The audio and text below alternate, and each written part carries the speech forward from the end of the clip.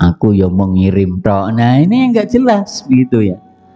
Kira-kira kalau hanya tulisan, misalnya kalau itu ada ungkapan atau pendapat seseorang yang tidak jelas dari sumbernya, mong dikirim-kirim ini bahaya ini. Nggak jelas, nanti akhirnya yang terjadi adalah adu domba gitu ya. Nah kalau misalnya sumbernya jelas, oh ini ternyata capturean ya, ada yang bertanda tangan, nah niku rada dipercaya, nek terima tulisan-tulisan tok ini berbahaya. Terus yang kelima itu adalah wa kamalul aqli, sehat akalnya, sempurna akalnya. Wah ini kenikmatan yang luar biasa. Orang hari ini pikirannya akeh, betul Pak, pikirannya akeh. Hari ini niku stresornya tinggi ya, masyarakat sekarang kan begitu, mulai akeh sing do stres. Kalau tidak kuat nompo beban hidup ya bisa-bisa akalnya tidak sehat. Nah alhamdulillah ketika Allah masih melimpahkan dan menganugerahi kita ini akal yang sehat, ya maka akal sehat ini harus kita suntik, harus kita berikan nutrisi. Apa itu nutrisinya? Nggih kados ngeten niki pengajian ilmu. Nutrisi akal sehat itu adalah ilmu. Kenapa? Al-ilmu nurun, ilmu itu adalah cahaya. Kalau akal kita ini tidak disorot oleh cahaya, ya sudah, akal kita ini tidak akan ya bertumbuh, terpelihara, ya kayak tanduran, kayak tanaman, nek ora disirami dia tidak akan tumbuh berkembang. Ya ini makanya mencari ilmu itu ya minal mahdi ilal mahdi.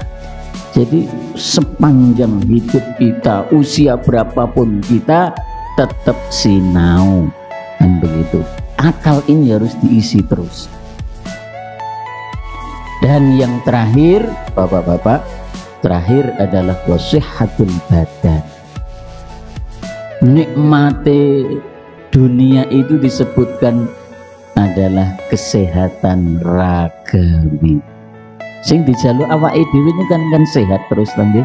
Senadyan yuswane niku terus bertambah, tetapi sing disuwun karo Gusti Allah itu adalah sehat ragani. Sebab nek sehat awake dhewe iso ibadah jenak gitu, rukuk yo enak, go sujud yo enak, go sendetan yo enak gitu, go sarenan yo enak, ngontak ngantuk yo enak, enak kabeh kira-kira. Borok bahasanya, nek tiba ngorok, nah wis kok enak kabeh kan begitu. Makanya dalam hadis itu disebutkan Pak, kenikmatan kedua setelah iman itu sehat.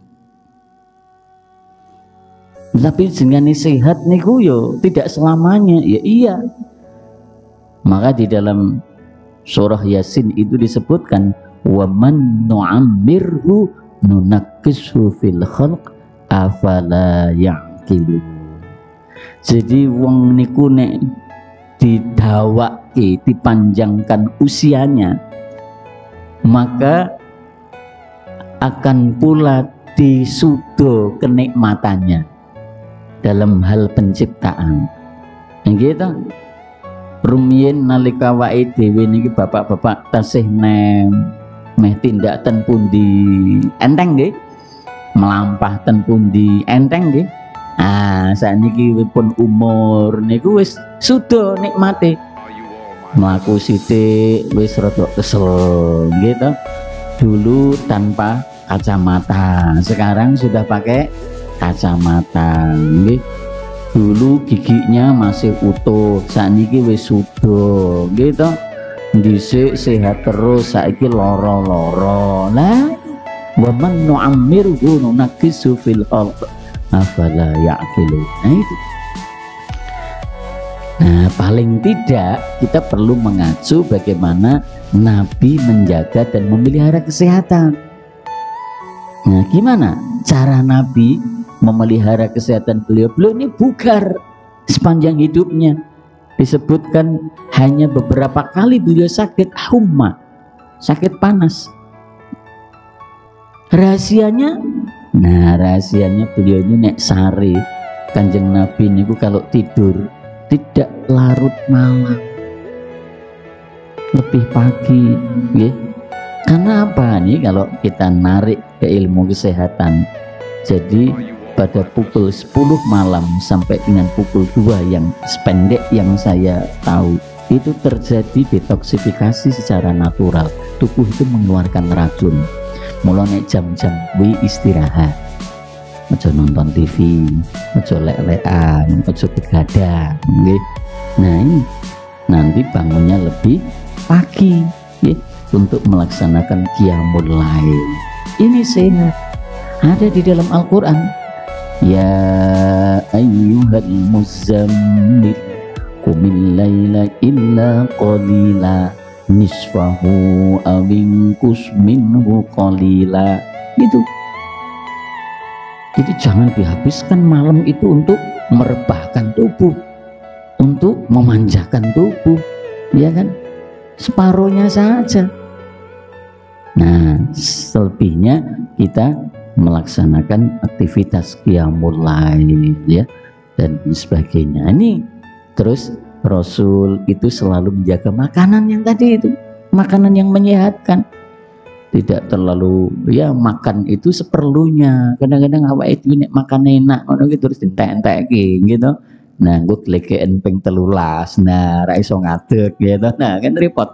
Nabi enggak, artinya menghentikan aktivitas makan ketika sudah merasa kenyang, kan begitu, nggih. Nah, inilah barangkali bapak-bapak, ibu-ibu, saudara-saudara yang dirahmati Allah, Islam menuntun kepada kita jalan kebaikan. 6 hal ini bukan hanya merupakan kenikmatan dunia yang bisa kita reguk saja, tapi kenikmatan ini akan menuntun kita kepada kebaikan.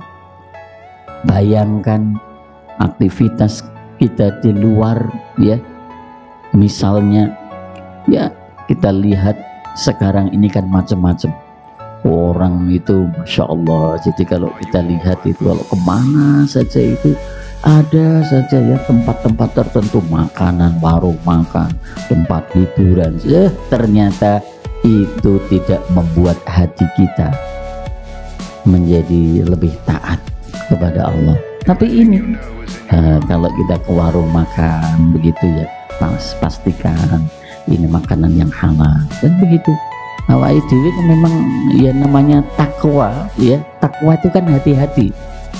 Mu'ad bin Jabal itu kan pernah nyun sewu ditanya oleh Umar, takwa niku nopo?